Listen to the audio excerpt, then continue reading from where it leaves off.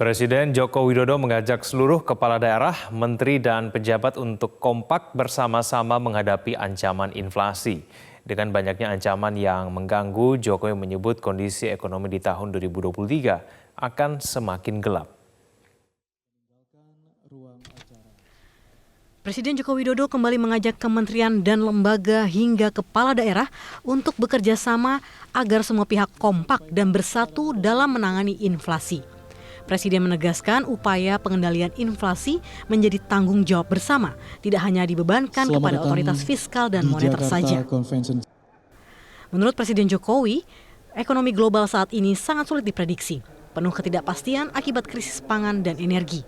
Harga minyak dunia di semua negara ikut naik akibat perang Rusia-Ukraina yang belum berakhir. 345 juta orang di 82 negara di dunia menderita kelaparan. Presiden mengingatkan krisis global ini bisa berlangsung hingga tahun depan. Karena itu perlu diwaspadai bersama. Oleh sebab itu, kita harus kompak, harus bersatu dari pusat, provinsi, kabupaten, kota, sampai ke bawah. Dan semua kementerian lembaga seperti saat kita kemarin menangani COVID. Kalau COVID kita bisa bersama-sama, urusan inflasi ini kita juga harus bersama-sama. Setuju? Berdasarkan data BPS, inflasi pangan jadi kontributor terbesar inflasi hingga bulan Agustus 2022. Harga cabai merah, bawang merah, kedelai, dan telur naik karena produksi dan pasokan kurang. Kepala daerah diimbau memantau pasokan dan permintaan agar harga tetap terjaga. Salah satunya adalah memakai APBD dari belanja tidak terduga untuk menutup ongkos transportasi dari daerah produksi menuju pasar. Pemerintah daerah agar segera menggunakan anggaran biaya tidak terduga belanja wajib 20% dana transfer umum dan menyalurkan bansos dalam rangka pengendalian inflasi, khususnya pasca penyesuaian harga BBM dan menjaga daya beli masyarakat.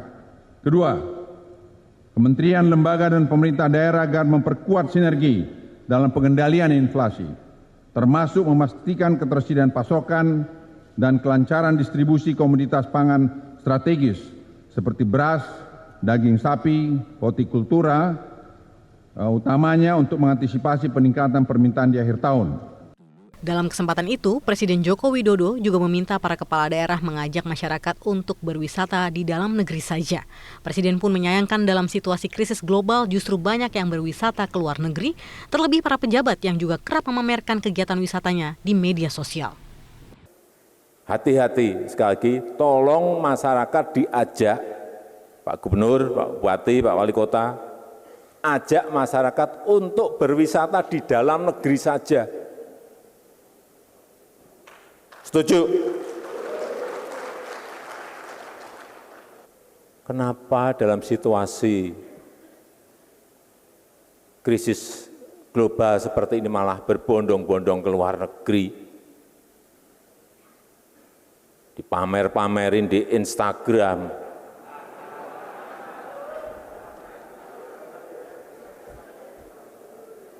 Apalagi pejabat.